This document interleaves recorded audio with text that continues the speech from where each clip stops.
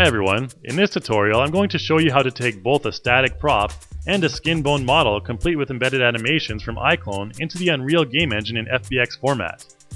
The static prop is the building you see here, and the skin bone model is the horse you see that comes embedded in iClone.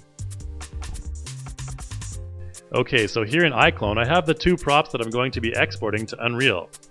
I'm going to click and drag this structure into 3D Exchange first. Keep in mind that you can also download any static mesh from the Google 3D Warehouse absolutely free as well. I'll just go ahead and export this prop as an FBX right away. In the Export Options window, I need to make sure that I select the Unreal Game Engine in the Target Tool Preset drop-down menu. Also, make sure that Include Geometry is selected, then continue with the export. Okay, so the building prop is exported. Now let's go ahead and do the same thing with the horse and drag it into 3D Exchange. Notice that the horse includes a single embedded motion, the passade. You can preview this by double-clicking in the motion library. Just make sure you add it to the perform list before you export.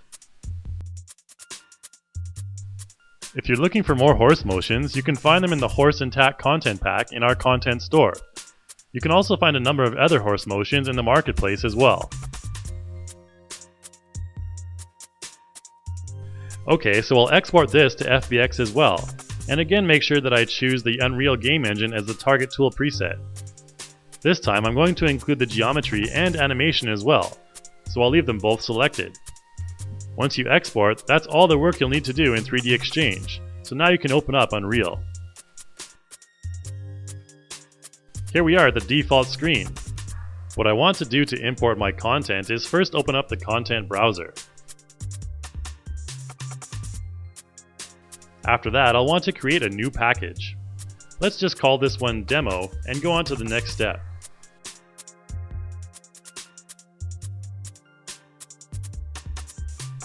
Okay, now with that package selected, I want to import in my first static building prop. Now on the Import Options window, I want to select the Static Mesh option.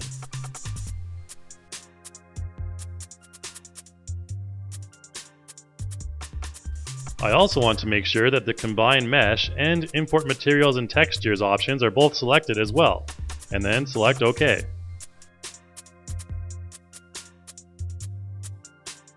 What I want to do next is go into the Static Mesh editor by double-clicking on the mesh icon. Here you can take a good look at your imported prop, and move the light source around as well.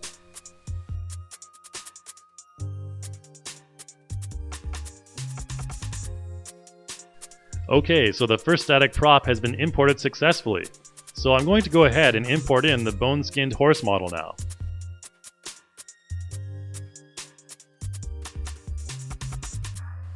Now when I import this one, I'm going to want to choose skeletal mesh as my horse actually has a bone structure. For this step, however, I don't want to activate the import animation box just yet. However, I want to ensure that the combine mesh and import material and textures options are both selected. Once it's imported, I'll double click on the skeletal mesh icon to open up the anim set editor.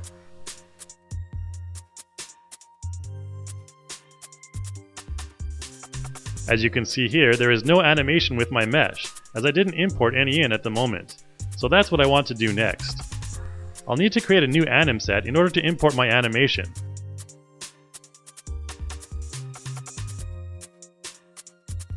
So I'll first go to File, and then New Anim Set. I'll just name it Horse Animation and press OK.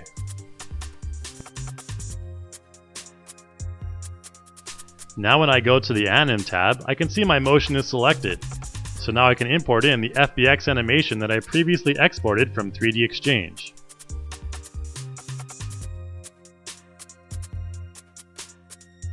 Once it's imported, I'll make sure that my anim set is selected, and then press play to preview the motion.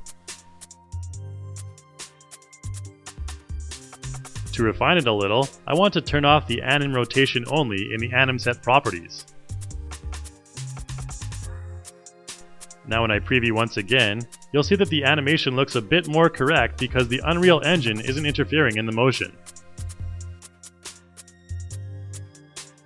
Next, I want to open the Animation Compression panel to resample the sequence.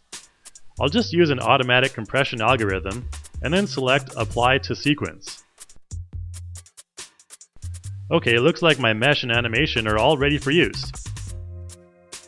If I want, I can get a better look at the horse by holding down the L key and moving the mouse around to test out different lighting.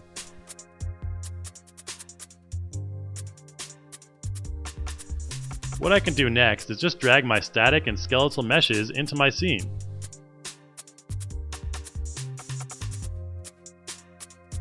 And there you have it.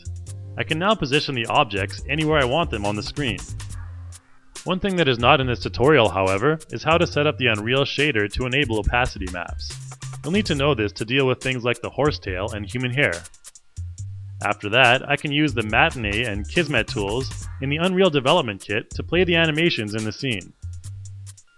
You can use the exact same procedure that I used on the horse for any human character as well. And that's how easy it is to take any iClone content and bring it into the Unreal game engine.